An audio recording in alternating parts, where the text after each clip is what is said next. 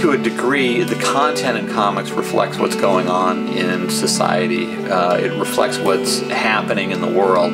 The basis of all visual entertainment. 100% of the population is somehow involved or touched by comics.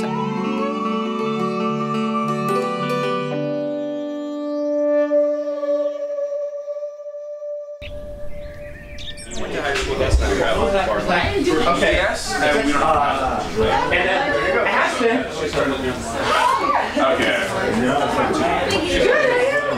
Yeah. Ashton, look what I brought. Oh, very good. Hello. Ashton. The Fine Colors family. 3 generations here. Yeah. Ashton, look over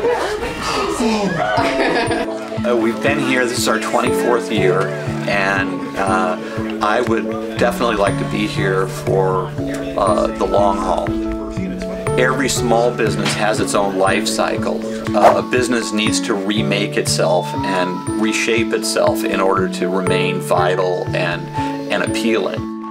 You know, I'm the founder of Free Comic Book Day, but it was an industry effort, and we've gone from that first event where there were 4 free comic book editions and I think 5 publishers participating to this year where there are more than 40 different special edition Free Comic Book Day comics and about 35 publishers participating. Comics are a much more intimate experience. They're an experience in which the reader has to be involved, has to put themselves in there, really be almost an aggressive part of the experience.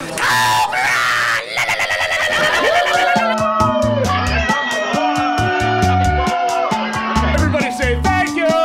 Thank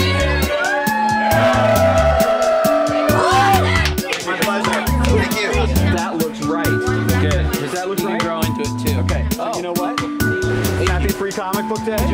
George, how are you? Doing good. Comics work really well for people who want to be engaged in their entertainment. This is a place for readers. This is a place for people who like to be entertained by what they read, and they just happen to like art along with their words.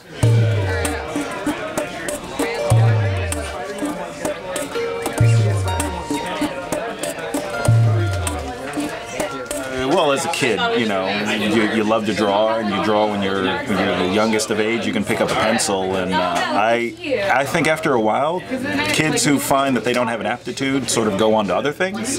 But nobody ever said, "Hey, that drawing sucks," or "You can't really draw," or anything like that. So I just kept going my whole life, strangely enough, and you realize you do have an aptitude for it. And I loved comics, and thought, well, hey, maybe this could be a viable business to go in.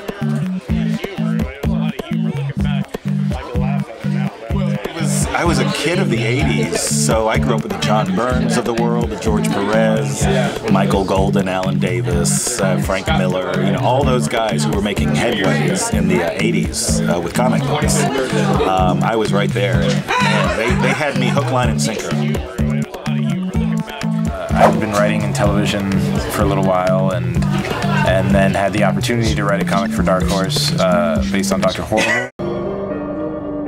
I love writing comics. It's very refreshing to see your work come back to you the way you imagined it, and yeah, so it's a wonderful medium for writers. Because they speak to a common fantasy in all people, which is that the thing that is special about them is not something that you can see on the surface necessarily, and that it's, you know, oftentimes a secret, and a lot of people don't know about what makes you unique and remarkable, and I think that appeals to everybody, and you know, I think it gives a lot of people a voice who are searching for one.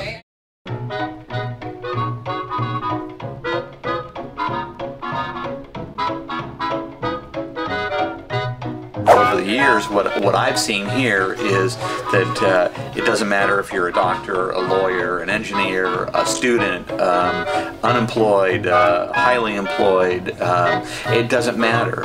What comics are and what I see Flying Colors as is a different kind of a bookstore. 1, 2, 3. Happy Free Comic Book Day. Come out and get comics. Happy Free Comic Book Day. Flying Colors.